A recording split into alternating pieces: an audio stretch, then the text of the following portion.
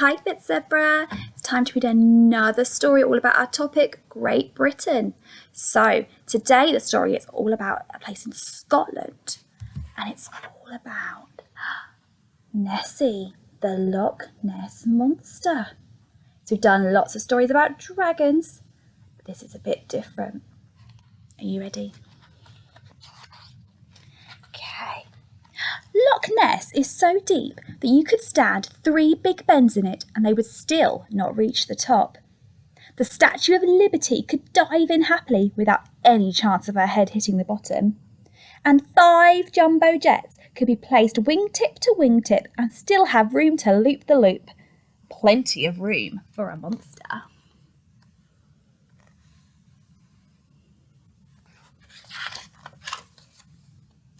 And here Nessie lived happily for a few million years until 565 AD, when a man called St. Columba, who was busy converting the Scots to Christianity, shouted, "Get back!" from the bank. Nessie was surprised, but paid no attention.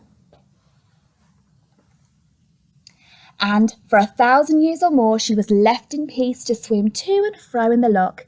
Occasionally she would also stroll amongst the hills. The monks of St. Benedict's Abbey kept a careful record of the sightings.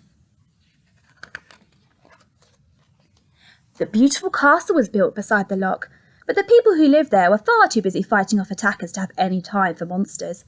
Eventually they left and the castle fell into ruins. But then, in 1933, disaster struck. A road was built along the edge of the loch. The noise was frightening, with the crashing and banging and rocks splashing into the water all day long.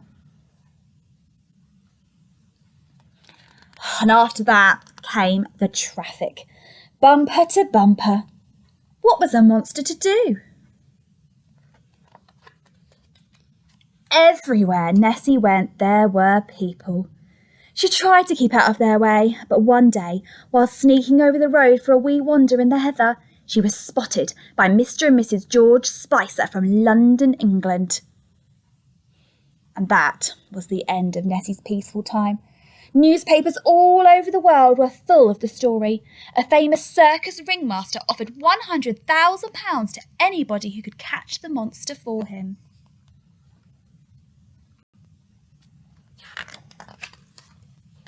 People poured into the Scottish Highlands.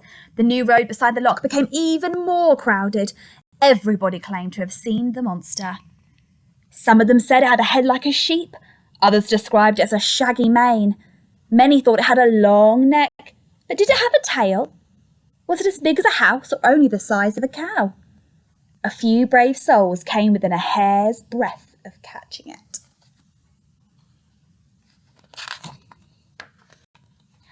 One of the newspapers sent a big game hunter to track Nessie. The hunter thought it would be more fun to make his own monster tracks with a stuffed hippo leg, which uses an umbrella stand. Everybody was fooled. Photos of monster footprints were in all the papers. One day, a surgeon who was driving by the loch was startled to see Nessie. He took a photo. It did not come out very clearly. Perhaps his hands were shaking at the time. But it's still the best photo of Nessie that anyone has yet taken. Whether the surgeon's hands were still shaking when he later removed an appendix in Inverness is not known.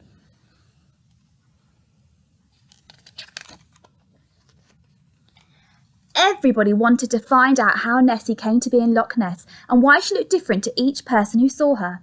Some people said that she came and went through mysterious tunnels connecting Loch Ness to the sea. They said there were other monsters too. But they couldn't explain why the water in the loch didn't run away through the tunnels. Other people said that Nessie was simply the proud mother of a whole family of wee monsters, though who the father was, they did not care to say.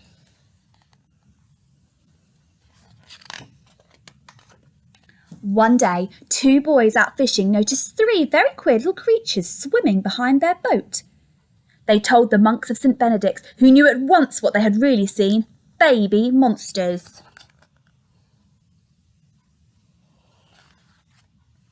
A great expedition was organised. 20 men watched the loch for a whole month, and one of them actually filmed the monster. The film was rushed to London and shown to some famous zoologists. The zoologists pretended to know what Nessie was, but they hadn't a clue. The film was never seen again. People are still trying to find Nessie. One man went fishing for her by night. His boat was found empty the next morning because he had vanished. Another man was nearly drowned as he tried to take a photo when Nessie came up under his canoe. The man who searched on a hang glider was afraid the noise of an aeroplane might scare Nessie off. And another diver in a mini submarine was taking photographs underwater. Some people would like to drain the loch so they can search the bottom. Others devised complicated traps which never seemed to work. A group of scientists tried boats fitted with sonar, which is what bats use to find insects.